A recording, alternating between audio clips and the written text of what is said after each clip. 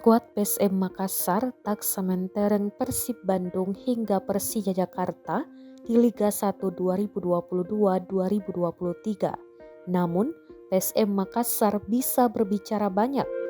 Bahkan PSM Makassar mengakhiri putaran pertama Liga 1 2022-2023 sebagai pemuncak klasmen. Saat ini PSM Makassar mengoleksi 33 poin, torehan yang sama dengan Bali United dan Madura United.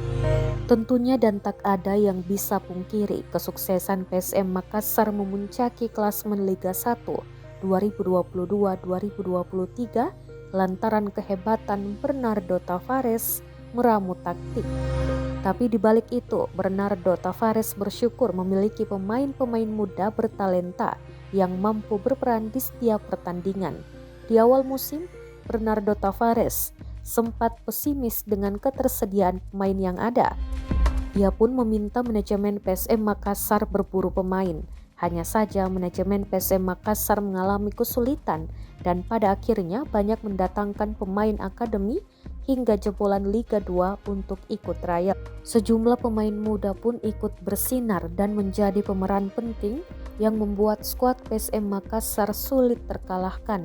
Jika tak dipagari, tidak menutup kemungkinan tim lain bisa membajak pemain-pemain muda potensial PSM Makassar di putaran kedua Liga 1 2022-2023. Berikut deretan pemain muda potensial PSM Makassar. 1. Saki Ashraf. Saki Ashraf masih berusia 19 tahun.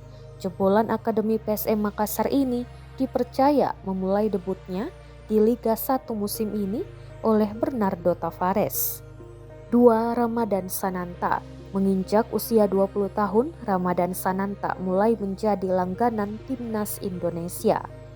3. Agung Manan. PSM Makassar menjadi tim dengan jumlah kebobolan paling sedikit hingga putaran pertama Liga 1 2022-2023. Duet Yuran Fernandes dan Agung Manan menjadi momok yang ditakuti lini depan tim lawan.